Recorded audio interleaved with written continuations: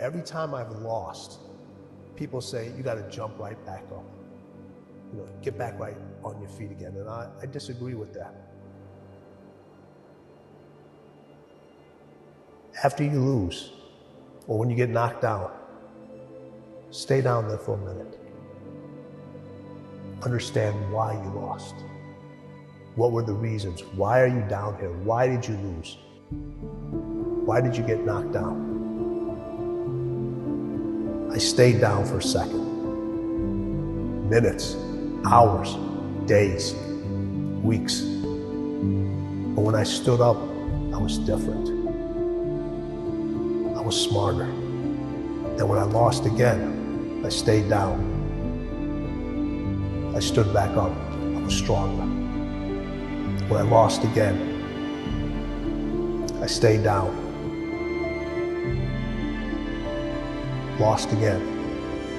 Stood up. I was more resilient. Now you start putting the pieces that are necessary to win over and over and over again. So if you lose and you jump right back up and you haven't really changed, really changed from that loss, you're never going to learn from it, and you're never going to really, truly know the unforgiving race to greatness. Time don't like nobody. Time hate all of us. Time is trying to stay away from us.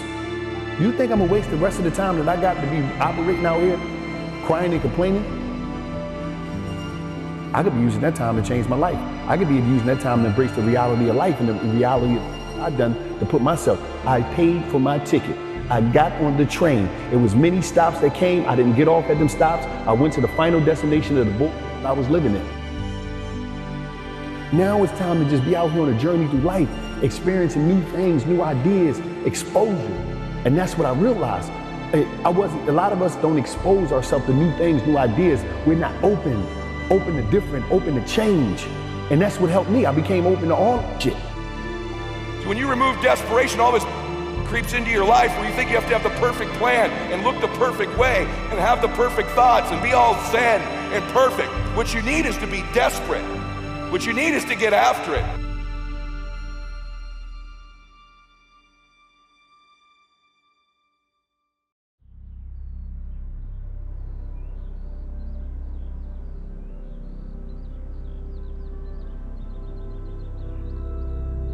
Once you realize that you're playing a game of neurochemistry, and when you suffer because you want something, or you're trying to keep up with the Joneses, or you have a negative story that you're telling yourself about your own self-worth because what your parents said to you, not worth the money, or whatever the case, like whatever has happened to you, whatever wound you have, like people begin to get a sense of self that is about that wound. And so they're not feeling good, and they're trying everything they can to escape that. And it's like, okay, what is the sort of original progenerator of this sense of suffering? Desire, right? And so that Buddhist notion of desire gives birth to all of your suffering.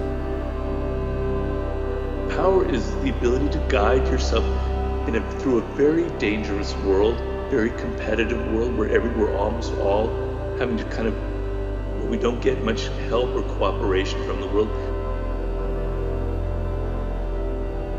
In this world where there are no rule books telling us how to navigate it, it's very complicated, very difficult, and you make mistakes that you can suffer for.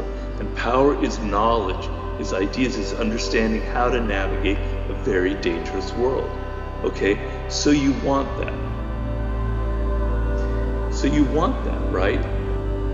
The idea of wasting your potential, of never realizing your goals, of never being able to create that business you wanted to create, or make that film that you think is in you, or start the business that you're starting. That's what you want in life. And if you don't want that, there's nothing I can say that will help you.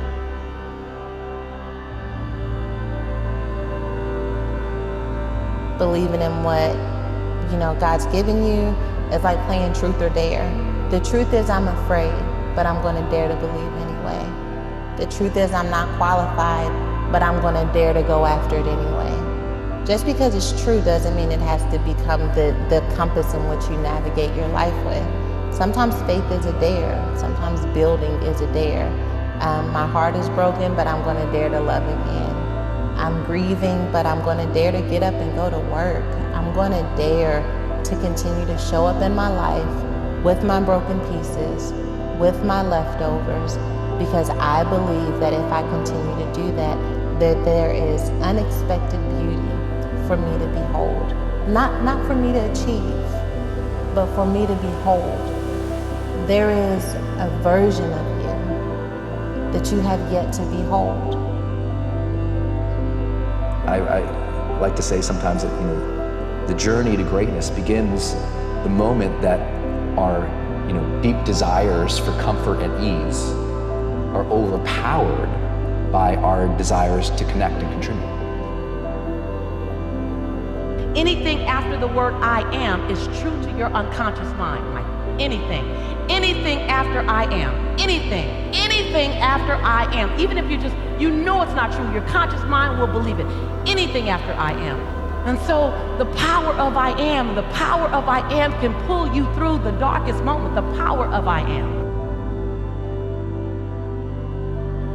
And you're going to have these mornings and these moments where you dare to keep your eyes open even when it's easier to go through them with them closed and afraid. So I'm going to keep my eyes open and my heart open because there's another me that I want to behold.